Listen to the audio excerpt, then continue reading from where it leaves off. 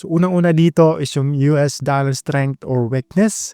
Ang US dollar tsaka gold is meron silang inverse relationship. If nagtitrade ka ng gold, bigyan mo ako ng ilang minuto, pag-usapan natin ano yung mga reasons behind bakit biglang may pabigla-biglang taas ng presyo ng gold, napaka-volatile minsan. Tapos minsan din, sideways lang siya, consolidate lang yung market. Pag-usapan natin yung mga reasons behind, tsaka yung mga steps din na pwede natin gawin para mas magiging maganda yung ating pag-trade. For example, like ma-lessen yung binabayaran nating spread sa ating broker. Kasi kapag volatile yung market, yun yung time din na tataas yung spreads. At kapag ka nagtitrade ka sa broker na hindi stable yung spread, lalaki yung babayaran mo sa trading fees o yung nga spread.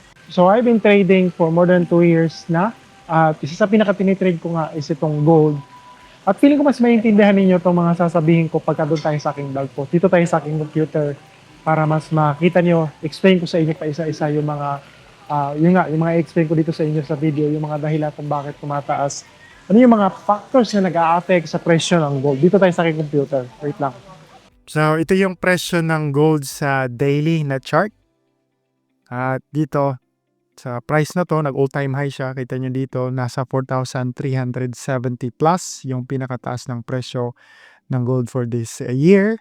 Ba't nangyari? Bumagsak lang din siya agad kasi maraming nag-take profit at ito yung isa sa pinakamagandang presyo kung saan sila pwedeng mag-take profit kasi nga nag-all-time high kaya yun, nag-take profit sila at syempre apektado yung presyo ng gold kasi nag-sell nga sila ng kanilang gold kaya bumagsak dito at nag-consolidate siya dito ngayon. Tumaas na naman at ito yung presyo niya ngayon. At the moment, 4,210 and some cents currently right this very moment na nag-record ko nitong video per ounce. But of course, karamihan sa atin is mga retail traders, yung mga nagtitrade araw-araw ng palitlit na ng gold. Kaya yung pag-usapan natin is yung mga bagay o yung mga things that affects the presyo ng gold na pwedeng tutulong sa atin para magkaroon tayo ng analysis sa fundamental na side. Ito nga yun. Nandito nilist ko lahat sa blog post na ito.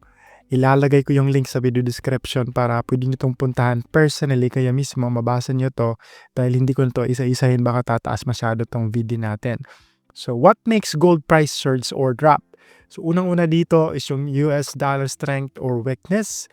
Ang US dollar tsaka gold is meron silang inverse relationship at mangyayari kapag babagsak yung presyo or value ng US dollar is aangat yung gold or magiging strengthen yung value ng gold. Tapos, siyempre, pagka babagsak naman yung presyo, kapag tataas naman yung value ng US dollar, babagsak din yung gold. So, interest rates, inflation, CPI, geopolitical tensions like wars, pagka halimbawa yung nagsimula yung giyera ng Ukraine tsaka Russia, nangyari is of course tumaas yung gold kasi ang gold kasi isa siyang safe haven na assets. Hindi siya, yung value niya is hindi maaapektuhan sakali may mga tensions or may mga giyera mangyayari sa atin or not sa hopefully not, hindi naman sa atin, di sa buong pangkalahatan, pandaigdigan pagka may mga giyera-giyera. Tapos mga major economic news, ito yung mga nagpapagalaw din mismo sa USD at yun nga meron silang inverse relationship kaya apektado pati ang gold kung sakali man may mga news release sa USD. So sa akin ginagawa ko personally is dito ako nagre-refer sa MyFX book na ito yung mga high impact news sa USD. So nakaselect ako high impact lang yung pinapakita ko kasi ito talaga yung mga news na nag-a-affect ng value ng USD at of course kasama ang gold, itong economic calendar nila. So lahat ng mga maipakita ko dito sa inyo, itong halimbawa ito is ilalagay ko yung link sa video description para pwede nyo itong puntahan. Now ito nga, marami pa dito, tapos market sentiment din, liquidity and trading session. So ito din ang tinitingnan din to ng mga retail traders, yung trading sessions or yung liquidity kung saan pumupunta yung direction sa market. Now, of course, ayun nga, pwede nitong i-deepen yung research ninyo. I-search nyo lang to sa YouTube or kung ano yung gusto niyang tingnan.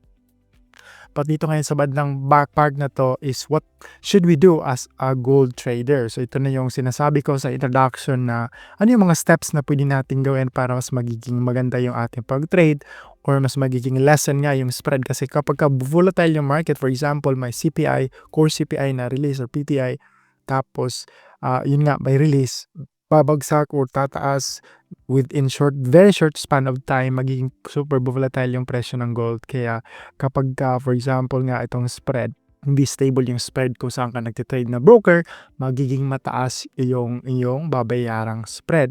Aside pa doon, tataas din yung slippage. For example, meron ka na dapat price kung saan dapat ma-place yung trade mo, but nung place mo yung trade, ibang presyo yung price kung saan siya na-place, yun yung tinatawag na slippage. At yun din dapat yung mga tinitingnan natin pag nagtitrade tayo ng gold, especially during high impact news release.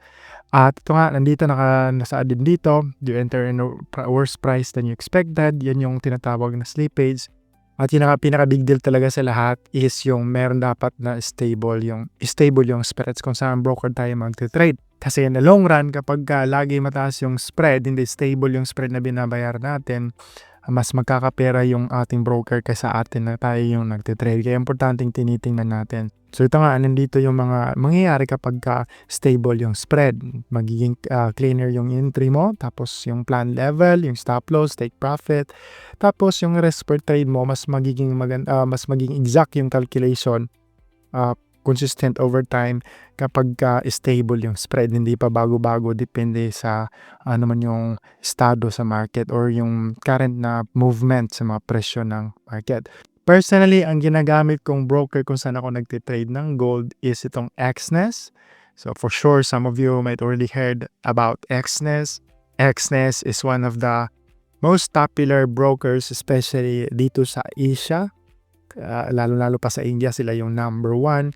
And ito nga, one of the things na pinagtuunan talaga nila is meron silang stable na spread. So ito yung kanilang trading platform, in-house na trading platform. So hindi mo na kailangan mag-subscribe sa TradingView, sakali man mag-trade ka sa kanila, magkakaroon ka nito. Tingnan natin, nandito ako ngayon sa gold. Kaso nga lang, Asian session pa ngayon. But ito yung kanilang spread lang. 16 pips. At stable, sila nga yung may stable na spread. Na pag wala pa kayong account dito, pwedeng tingnan nyo lang at kayo na mismo yung mag-judge. So click nyo lang itong dito, learn more.